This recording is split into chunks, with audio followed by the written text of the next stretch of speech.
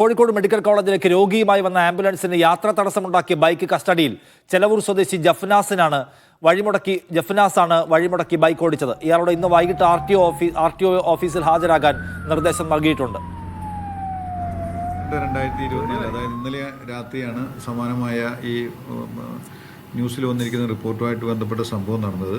അത് വിശദമായി പരിശോധിക്കുകയും അപ്പോൾ തന്നെ മോട്ടോർ വെഹിക്കിൾ ഇൻസ്പെക്ടർമാരായ മുസ്തഫ എ.കെയും ഹരീഷ് എ.ബിനെയും നിയോഗിക്കുകയും അവർ ഇന്ന്, അതായത് 31/12/2024 ഇന്ന് രാവിലെ 9 മണിയോടെ ഈ വാഹനം ഓടിച്ച ഡ്രൈവറുടെ വീട്ടിൽ ചെല്ലുകയും ആ വാഹനം കസ്റ്റഡിയിലെടുക്കുകയും അദ്ദേഹത്തെ ചോദ്യം ചെയ്തപ്പോൾ അദ്ദേഹം കുറ്റം സമ്മതിക്കുകയും ചെയ്തിട്ടുള്ളതാണ്.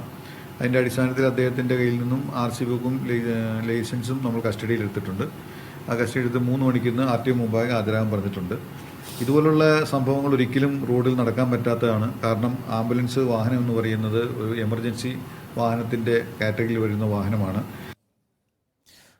വിവരങ്ങളുമായി എന്തൊക്കെയാണ് ഇതിന്റെ വിശദാംശം? ഇപ്പോൾ ഈ പിടിയിലായ ആൾക്കെതിരെ എന്ത് നടപടിയാണ് RTO ആലോചിക്കുന്നത്?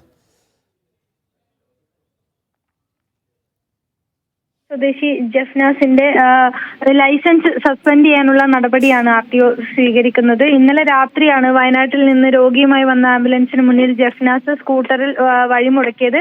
9:15 അടിവാരത്തെത്തിയ ആംബുലൻസ് ഒരു മണിക്കൂർ വൈകിയാണ് ആശുപത്രിയിലേക്ക് എത്തുന്നത്. നിരവധി തവണ ഹോണും സൈറണും മുഴക്കിയിട്ടും ഇയാൾ ആംബുലൻസിനെ കടത്തിവിടാതിരിക്കുകയായിരുന്നു.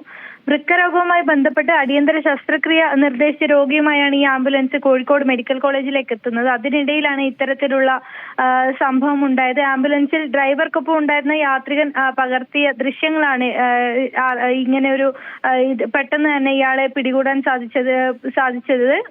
കോഴിക്കോട് RTO PA നസീർ നമ്മളോട് സംസാരിച്ചിരുന്നു. ഇന്ന് ഇയാളോട് വൈകിട്ട് 3 മണിയോടെ RTO ഓഫീസിൽ ഹാജരാകാൻ നിർദ്ദേശം നൽകിയിട്ടുണ്ട്. ലൈസൻസ് സസ്പെൻഡ് ചെയ്യുന്നത് അടക്കമുള്ള നടപടികൾ സ്വീകരിക്കും.